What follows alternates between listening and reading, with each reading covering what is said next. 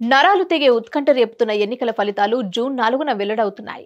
బరిలో నిలిచిన అభ్యర్థులతో పాటు ప్రజలంతా ఫలితాల కోసం ఎదురు చూస్తున్నారు. జూన్ 4 ఎప్పుడొస్తుందా అంటూ ప్రజలంతా ఎదురు చూస్తున్నారు. ఈ క్రమంలో ఏ నియోజకవర్గం ఫలితం ముందు వస్తుందనే ఆసక్తి అందరిలో ఉంటుంది.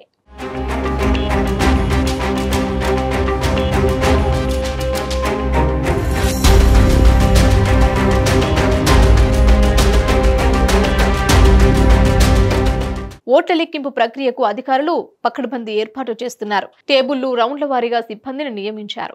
జూన్ 4న ఉదయం 8 గంటలకు ఓట్ల లెక్కింపు ప్రక్రియ ప్రారంభమవుతోంది. అంతకుముందు 7 గంటలకు నమూనా ఓట్లు లెక్కిస్తారు. ఆపై పోస్టల్ బ్యాలెట్ ఓట్ల లెక్కింపు మొదలవుతోంది. శాసనసభ నియోజకవర్గాలకు సంబంధించి ఒకే కేంద్రంలో పోస్టల్ బ్యాలెట్, ఈవీఎంలలో ఓట్లు లెక్కిస్తారు. పార్లమెంట్ నియోజకవర్గానికి సంబంధించి పోస్టల్ బ్యాలెట్, ఈవీఎంలలో ఓట్ల లెక్కింపునకు వేర్వేరుగా కేంద్రాలు ఏర్పాటు చేస్తారు. తపాలా బ్యాలెట్ల లెక్కింపు ప్రారంభమైన అరగంట తర్వాత నియోజకవర్గాల వారీగా ఈవీఎంల ఓట్ల లెక్కింపు మొదలు పెడతారు. ఈ రెండు ప్రక్రియలు సమాంతరంగా కొనసాగుతాయి. ఈవీఎంల్లో ఓట్ల లెక్కింపు పూర్తయినా పోస్టల్ బ్యాలెట్ కౌంటింగ్ పూర్తయ్యే వరకు విజేతను ప్రకటించడానికి వీల్లేదు. ఈవీఎంలో ఓట్ల లెక్కింపు పూర్తయిన తర్వాత ప్రతి శాసనసభ నియోజకవర్గానికి సంబంధించి 5 చొప్పున ఈవీ బ్యాలెట్లలో ఓట్లు లెక్కిస్తారు.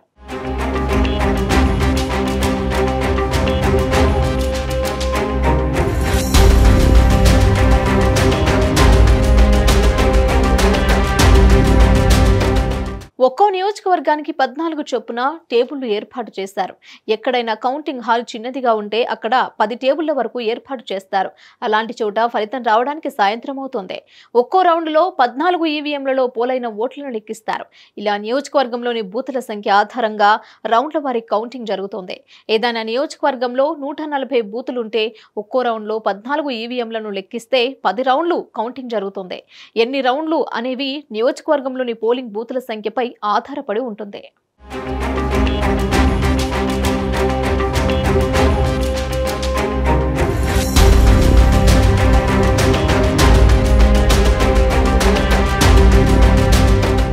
ఈ లెక్క ప్రకారం ఉమ్మడి కృష్ణా జిల్లాలో తొలి ఫలితం నందిగామ, పామర్రు నుంచే వచ్చే అవకాశం ఉంది. కౌంటింగ్ ప్రారంభమైన 4 గంటల్లోనే వచ్చే అవకాశం ఉంది. తక్కువ సంఖ్యలో అభ్యర్థులు పోటీ చేస్తున్న నియోజకవర్గాల్లో ఫలితం త్వరగా వెలువడతాయి. నందిగామ నియోజకవర్గంలో 11 మంది అభ్యర్థులు మాత్రమే పోటీలో ఉండటంతో ఇక్కడ ఫలితం త్వరగా వచ్చే అవకాశం ఉంది. పామర్రులో 8 మంది అభ్యర్థులు మాత్రమే పోటీలు ఉండటంతో ఈ నియోజకవర్గం ఫలితం మధ్యాహ్నం 12 గంటల లోపు వెల్లడయ్యే ఛాన్స్ ఉంది. విజయవాడ తూర్పు ఫలితం చివరిగా వెల్లడయ్యే అవకాశం ఉందని అధికారులు అంచనా వేస్తున్నారు.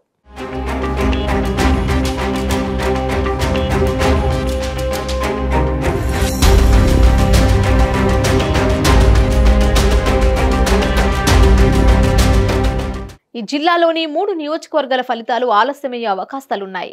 చింతలపూడితో పాటు పోలవరం, నూజివీడు నియోజకవర్గాల్లోనూ 2 లక్షలకు పైగా ఓట్లు నమోదయ్యాయి. వాటిని లెక్కించేందుకు ఎక్కువ సమయం పట్టనుంది. ఒక్కో రౌండ్కు 15,000 ఓట్లను లెక్కించనుండగా ఆయా రౌండ్ పూర్తయ్యేసరికి సుమారు 20 నిమిషాలు పట్టొచ్చని అంచనా వేస్తున్నారు. కాగా ఓట్ల లెక్కింపునకు సంబంధించి జిల్లాలో మొత్తం 938 మంది సిబ్బందిని నియమించారు. వీరిలో కౌంటింగ్ సూపర్వైజర్లు 289 మంది, కౌంటింగ్ అసిస్టెంట్లు 340 మంది, సూక్ష్మ పరిశీలకులు 309 మంది ఉన్నారు.